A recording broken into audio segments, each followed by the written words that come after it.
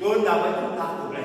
हिंमतच नाही ना. तेवढ्याच पाठीमागून कोणीतरी ढकललं, पाण्यात पडलो, नाकातलं पाहिलं, अंगात आलं, गुदमरून उठलो.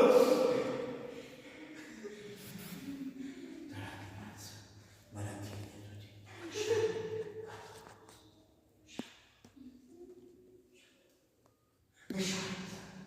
जा बरं विहीरच्या काठावर स्वतः एकदा उडी घे. मी कमरेला सुकडी बांधली, पाण्याकडे पाहिलं, पुढे ना गावाचं तोंड उघडायचं. तेवढ्याच पाठीमागून कोणीतरी ढकललं, पाण्यात पडलो, नाकातोंडात गेलं, नाकातोंडात गेलं, उडी मारलो. श्याम पाहत असा, श्याम पाहत असा. मला पोहायचे धडे देत होते. बऱ्याच वेळा विहिरीच्या पाण्याने आंघोळ केली. मुलं आपापल्या घरी निघून गेले. मी माझ्या घरी आलो. ओले कपडे बदलले, कोरडे कपडे घातले. शेंडी होती शेंडीला तेल लावून घेतलं आणि एका कोपऱ्यात जाऊन बसलो. दुपारची वेळ होती. माझी आई जेवण करत होती.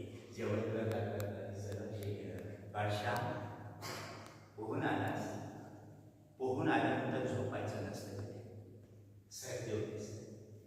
पोहून कोण थकलं असेल ना. दही आवडतं का तुला? दही हे घे दह्याची.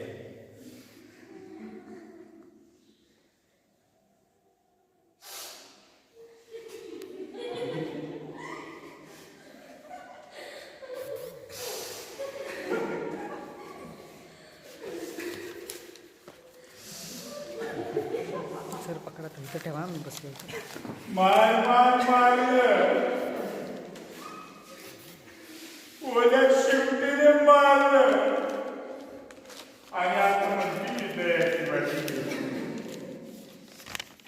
आई करत होती.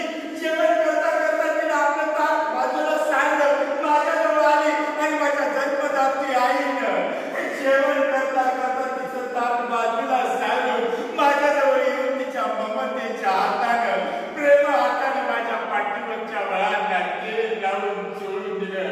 माझ्या आईनं मारलं होतं, पण त्या मारण्यातही तिचं प्रेमच होतं. गळ्यात शाही मला लाभलेली होती. माझी आई किती गोष्टी मी तुम्हाला सांगू. मी जसा मित्र होतो तसा हट्टी होतो. केव्हा काय माझ्या मनात यायचं मला सांगताच येत नाही. मला दिवसात 2 वेळा आंघोळ करायची सवय होती. एकदा सकाळी शाळेत जाताना, दुसऱ्यांदा शाळेत